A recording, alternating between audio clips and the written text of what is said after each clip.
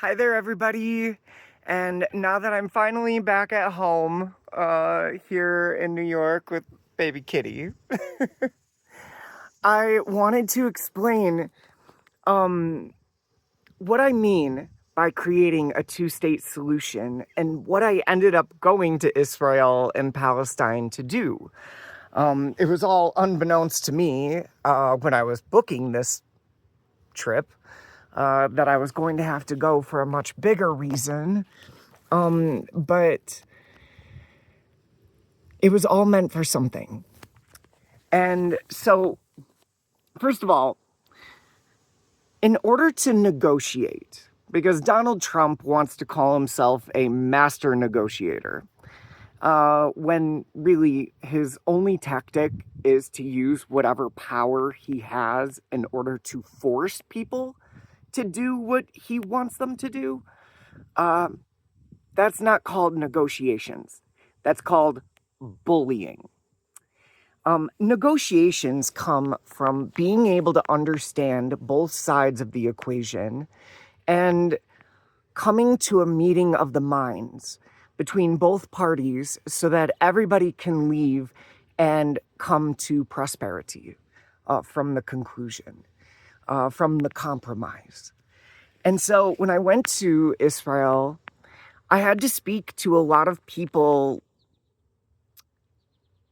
Jewish people, Orthodox Jewish, non-Jewish Israeli, the police, the IDF, members of the Knesset who were sitting there, and I know they were, and to let them know that peace can only come through some sort of a two-state solution. Because you cannot just run the Palestinians out of their territories like these settlers keep trying to do in the West Bank.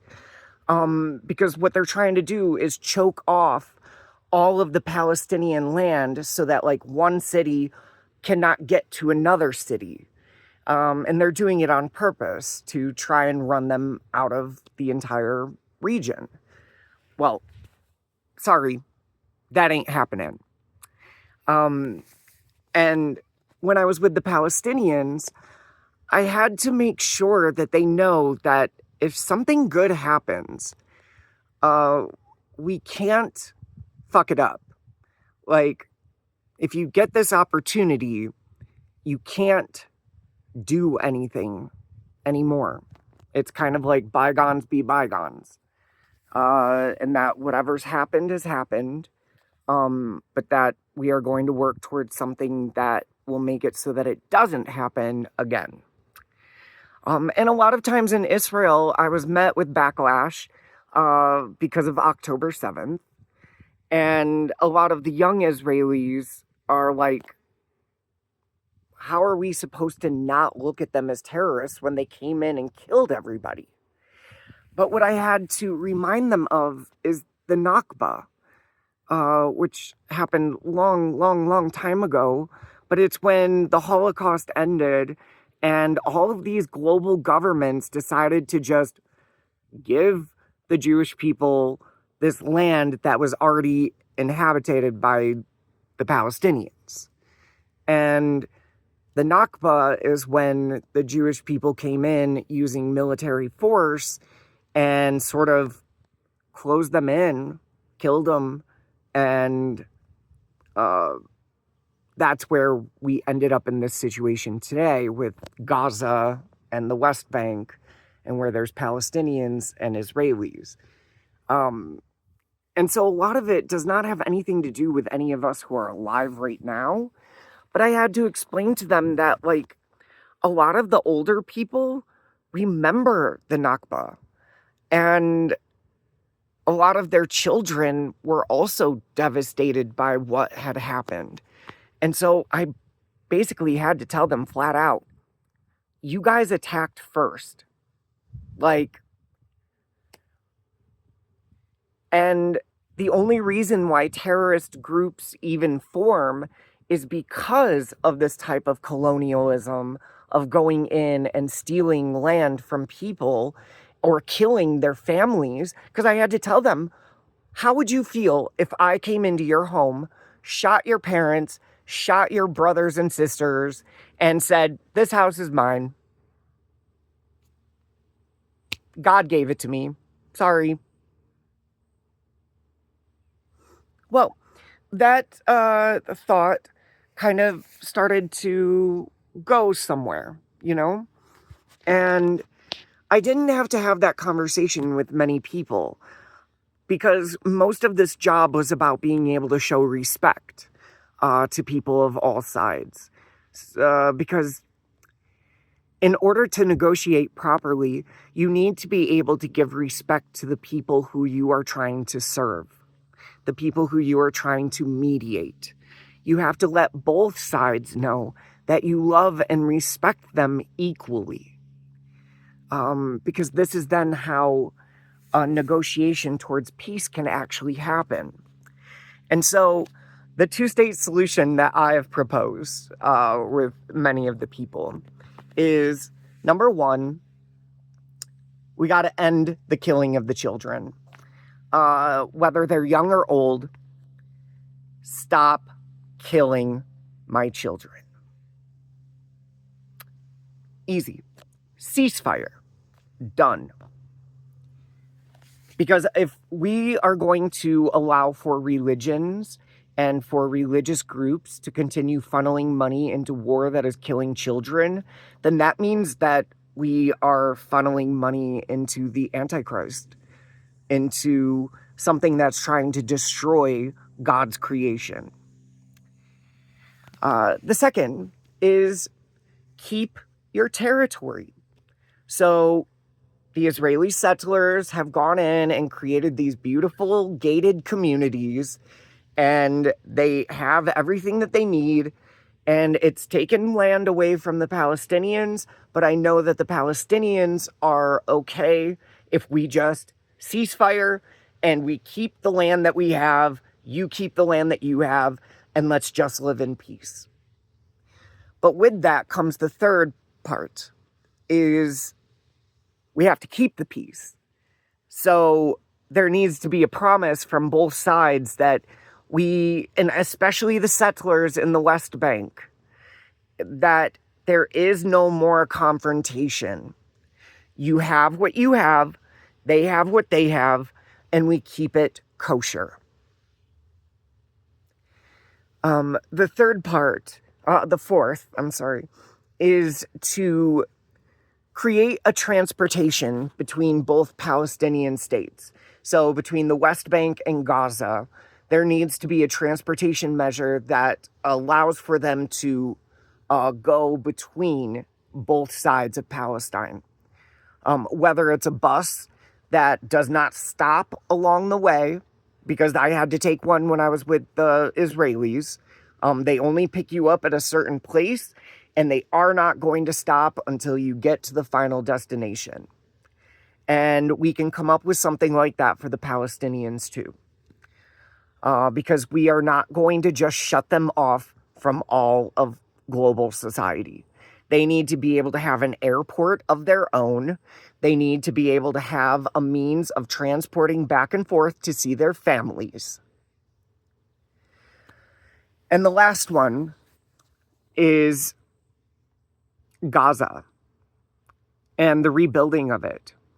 So, no, Israel, you are not getting Gaza. You shouldn't have ever even thought that you were going to get that in the first place. Gaza is going to be kept for the Palestinians. And what we need to do is create a visa structure that allows 6-month visas for all humanitarians from any country of this world who want to go in and help rebuild the homes for the Gazan people so that they have something that is dignified, happy, healthy, and loving. Because you went in and destroyed it. Now you're going to pay, which is our American tax dollars, to clear the rubble. But then you're going to allow for humanitarians from around the world to come in and build very nice homes for these people. Through volunteer effort, through donations of humanitarian aid, whatever it is that needs to happen, we are going to go in and we are going to build their homes for them and with them. And now, mind you, people weren't so just, "Ooh, yeah, let's do it, Bobby, yeah." No.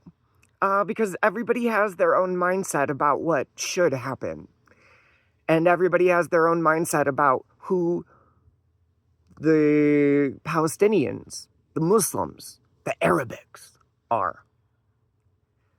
Well, I had to teach them that none of us had a choice in who we were born to. You didn't have a choice. I certainly didn't. And so, but we were all born from the same source of light together. And so these borders and these labels, they don't mean jack shit in the eyes of God.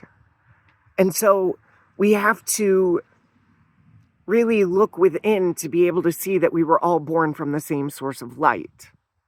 And on the same premise of that is that I believe that the children of Judea that were promised this land are not just the Jewish people. It's everyone who ever believed in God. And so back in Abrahamic days, Moses days, all of that, nobody knew that the Muslim population was going to come, that Islam would be created. Nobody knew that Christianity would be created. Nobody knew that the Baha'i faith would be created. Any of it. And so, whether it's Buddhist or Hindu too. And so, I believe, and what I had to negotiate with some of the Orthodox Jews, the ones with the twisty hair coming down, I had to ask them, what if the third temple was built, but it wasn't for Judaism, but instead for unity of all humankind? Yeah, I had some of them that kind of just went, da da da da da da da da. But then I had others that were like, that's an idea. And so just remember, when it comes to negotiations, it's not about using force and power to get your way. It's about going into the places to understand the people and figure out a plan that will allow for every single person to prosper in happiness for the future. And yeah, nobody's going to get everything that you want. But as long as we can all come to a meeting of the minds and our hearts, then we can come up with solutions that will make sure that our children no longer have to die at the hands of war. And so that was kind of the job that I had to do out there, that I had no idea that I was going to have to do when I went there, but here we are. But I love you. Thank you for listening, and I'll come back to you with more soon. I love you.